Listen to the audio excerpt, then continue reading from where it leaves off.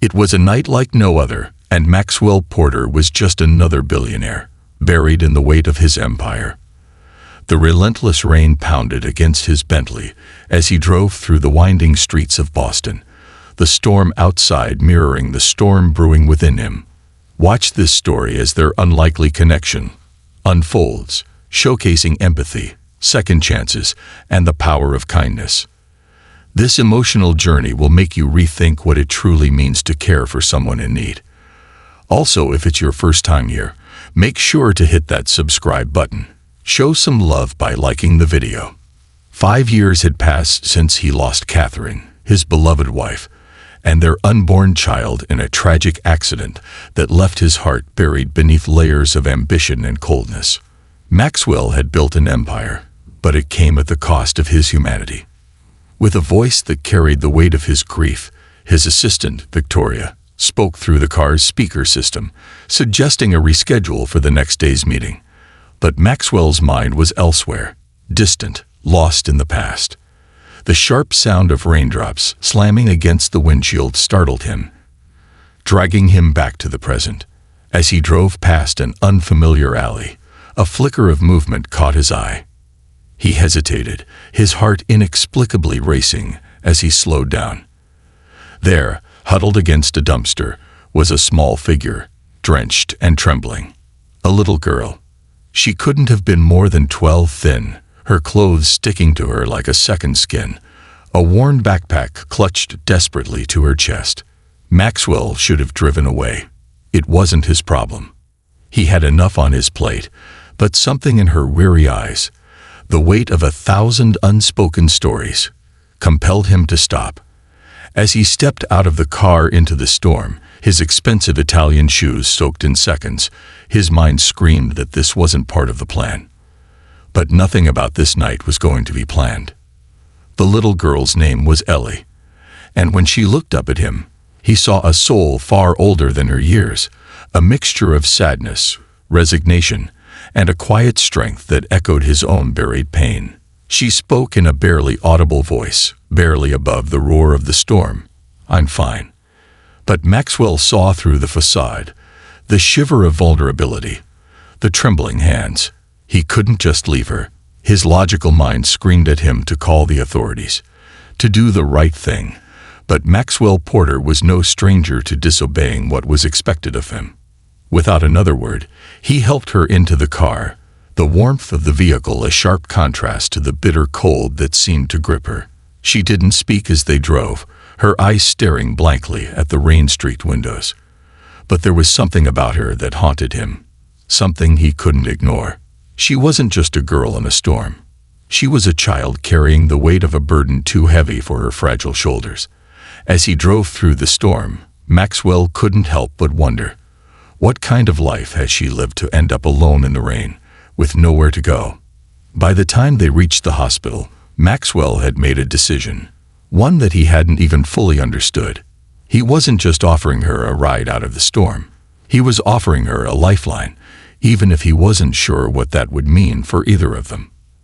At the hospital, the words from Dr. Sarah Reynolds hit him like a physical blow.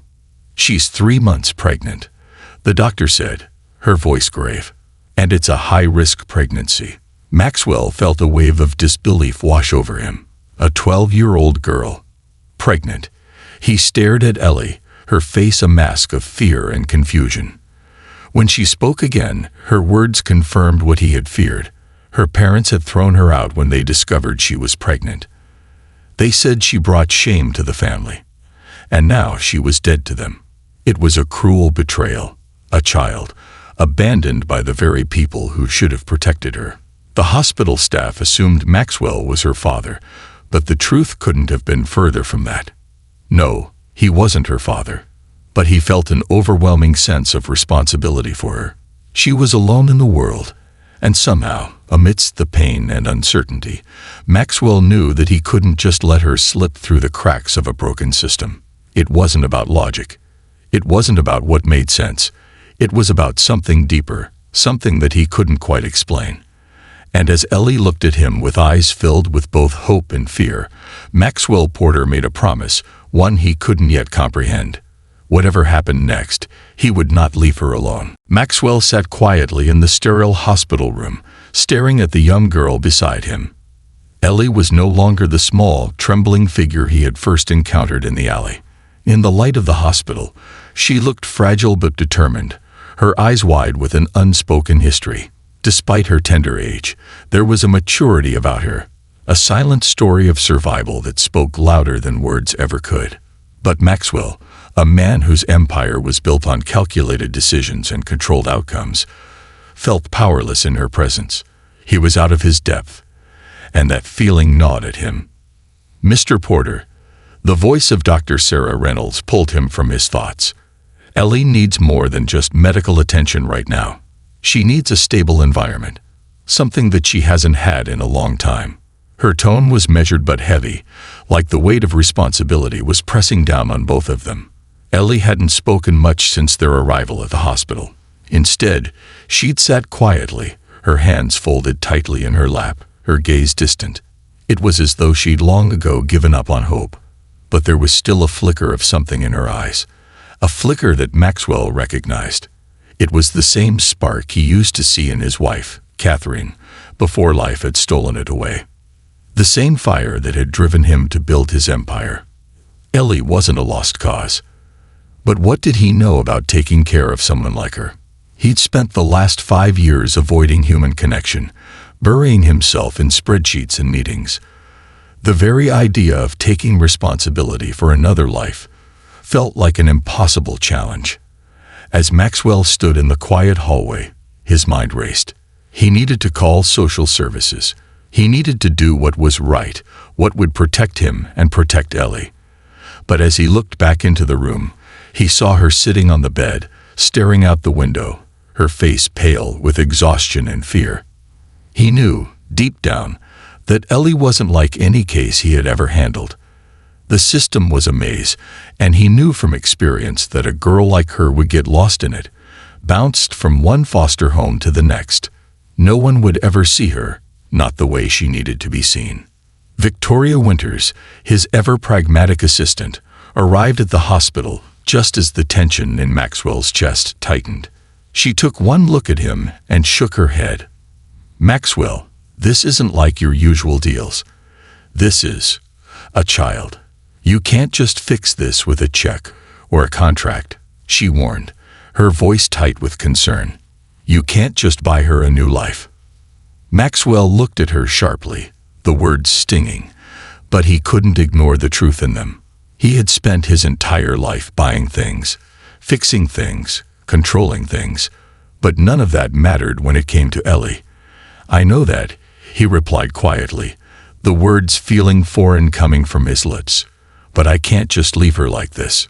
She's a child. A child who's been abandoned. She deserves better than this."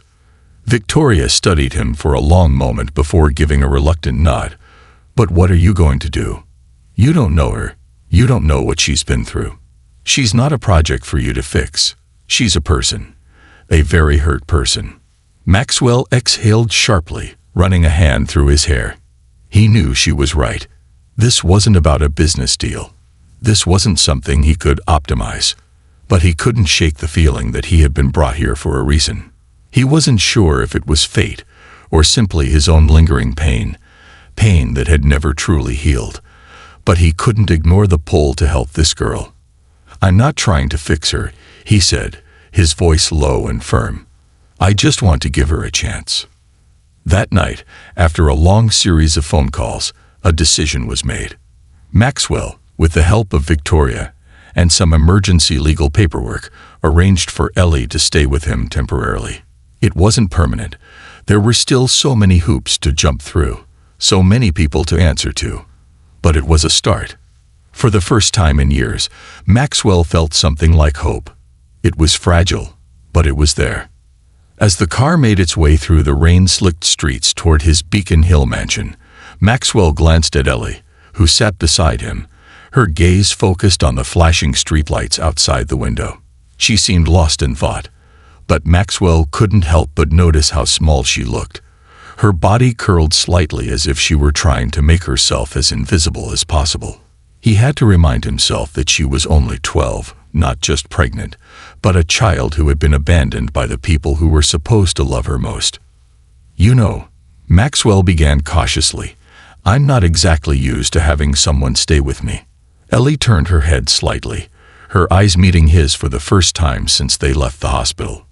"You live alone," she said flatly. Maxwell nodded, the weight of her words sinking in. He had been alone for so long, since Catherine, since the day everything fell apart. He wasn't sure he could ever fill the void she left, but maybe, just maybe, helping Ellie would be the first step toward healing that wound. He wasn't sure what the future held for them, but he knew one thing: he couldn't turn his back on her now. As the mansion loomed ahead, its lights bright against the darkened skyline, Maxwell's heart pounded. This wasn't just a house anymore. It was a place where a new chapter could begin, for both him and for Ellie. And whatever that future looked like, it would be one they would face together. The mansion stood tall, its sleek silhouette cutting through the stormy night, a testament to Maxwell's ambition, his success, his cold, calculated life. But tonight, the house was something else entirely. It was a beacon, a new beginning, one that Maxwell hadn't expected to find. Ellie sat beside him in the back seat of the car, her gaze focused on the sprawling estate, her face illuminated by the soft glow of the streetlights. She didn't speak, but her silence said everything. The weight of what had just transpired, of what Maxwell had just promised, seemed to hang between them, thick with uncertainty. When the car stopped, Maxwell turned to her. "This is your home now. At least for the time being," he said, his voice softer than he expected. "I'm not sure what happens next. I've never been good at the whole family thing."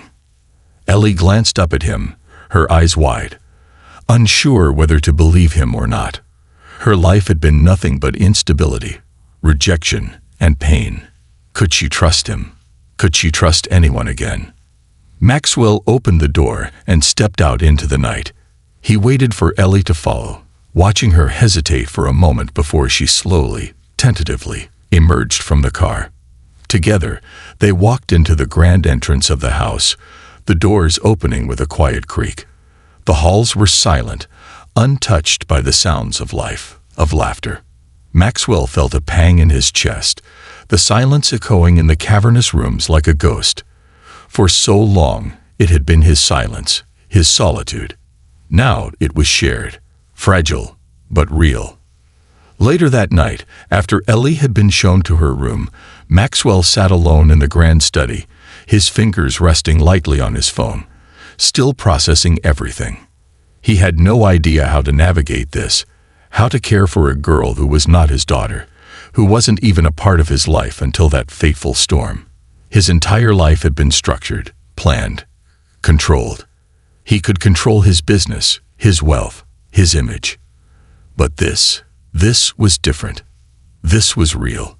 And for the first time in years, Maxwell felt the weight of his own humanity. It was then that Victoria walked in, her usual composure faltering. "Maxwell," she said softly, her voice laced with concern. "Are you sure about this? I mean, really sure?" Maxwell didn't respond immediately. Instead, he stared at the cold, empty pages of his financial reports. Papers that once defined him, that once gave him a sense of control. But now, they felt irrelevant, hollow. He looked at Victoria and sighed deeply, the realization hitting him square in the chest. "I'm not sure about anything anymore," he admitted, "but I couldn't leave her out there. I couldn't turn my back." Victoria didn't say anything for a long moment, but when she spoke again, her voice was different, softer. "Maybe that's the point, Maxwell. You never really knew what it meant to care for someone, did you?" Maxwell swallowed, the weight of her words sinking in. She was right. He had spent years building walls around himself, afraid to let anyone in, afraid of losing everything again. But now, everything had changed. He didn't need to have all the answers. He didn't need to know how to fix it. All he needed to do was show up, be present, be human. The next morning, Maxwell woke up to the sound of soft footsteps outside his door.